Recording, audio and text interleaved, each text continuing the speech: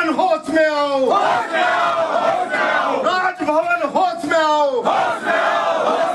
उत्तराखंड राज्यपाल को बर्खास्त करो,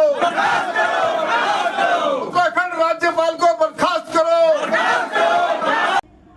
विकासनगर में जन संघर्ष मोर्चा कार्यकर्ताओं ने मोर्चा अध्यक्ष एवं GMVN के पूर्व उपाध्यक्ष रघुनाथ सिंह नेगी के नेतृत्व में तहसील में घेराव प्रदर्शन कर governor Uttarakhand lieutenant general Gurmeet Singh की बर्खास्तगी की मांग को लेकर प्रधानमंत्री को संबोधित ज्ञापन उप जिलाधिकारी विकासनगर की गैर मौजूदगी में नायब तहसीलदार ग्यारू जोशी को सौंपा। नेगी ने कहा कि जब से इनके द्वारा राज्यपाल पद की बागडोर अपने हाथ में ली है तब से लेकर आज तक इनके द्वारा किसी भी मुद्दे पर संवेदनशीलता नहीं दिखाई गई और न ही कभी जनता का दर्द जानने की कोशिश की है।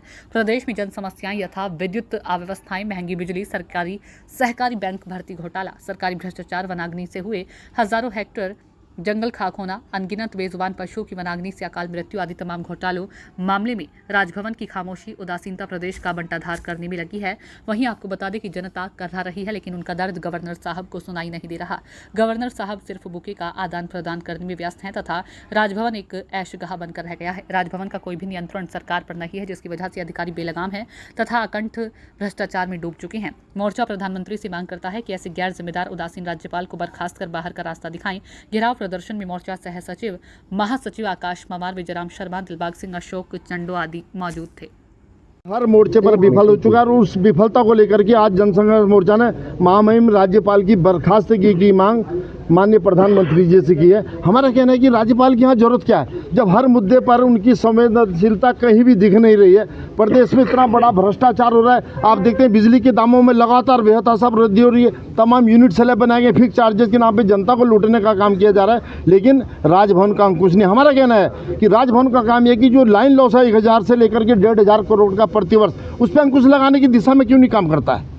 राजभवन में आप देखते हैं लगातार समाचार पत्रों में हम लगातार आंदोलित हैं कि भाई इसको कम कीजिए, लेकिन कोई भी कहीं कुछ दिखाई नहीं देता। उसी तरह से सहकारी बैंक भर्ती घोटाला जिसमें 423 पदों पे भर्ती हुई थी, पूरा का पूरा फर्जीवाड़ा जनता के सामने आ चुका है, लेकिन जनता की आंख में धूल झोंकने के लिए 2-4 आदमियों को सस्पेंड कर दिया, उनको बर्खास्त कर दिया। हमारा कहना है कि क्यों नहीं वो पूरी की पूरी भर्ती जो है प्रक्रिया उसको रद्द किया जाता। 10-10 लाख रुपए, 15-15 लाख रुपए गरीबों से लिए गए हैं और उनको नौकरियां दी गई। जो हमारे दूसरे और काबिल लोग हैं वो आज बाहर हैं। उसके साथ साथ जो वनाग्नि हुई थी अभी कुछ दिन पहले, उसमें भी राजभवन बिल्कुल खामोश, लाखों बेजुबान पशु पक्षी कीट पतंगे जल करके अकाल मृत्यु को प्राप्त हो गए, लेकिन उसमें भी कुछ नहीं। सरकारी भ्रष्टाचार, तमाम प्रशासनिक अव्यवस्थाएं, आज कोई देखने वाला नहीं है, इसलिए हमारा आक्रोश है। बिजली विभाग ने अधिकारी और कर्मचारियों की बहुत लंबी फहरिस्त है, उसके बाद भी लाइन लॉस जो हो रहा है उसमें क्या ये भ्रष्टाचार अधिकारी शामिल हो सकते हैं? निश्चित तौर पर शामिल हो सकते हैं, शामिल हैं। सरकार की भी इसमें सहमति होती है। और जो लाइन लॉस अगर रुकेगा तो बाहर से बिजली कैसे खरीदेंगे?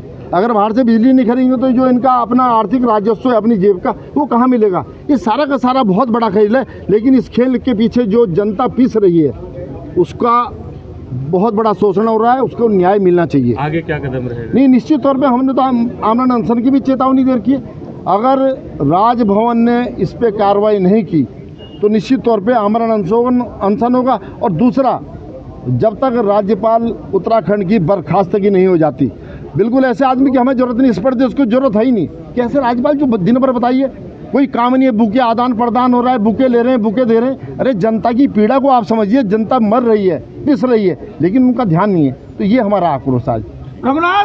खबरों में बने रहने के लिए हमारे चैनल को लाइक एंड सब्सक्राइब जरूर करें।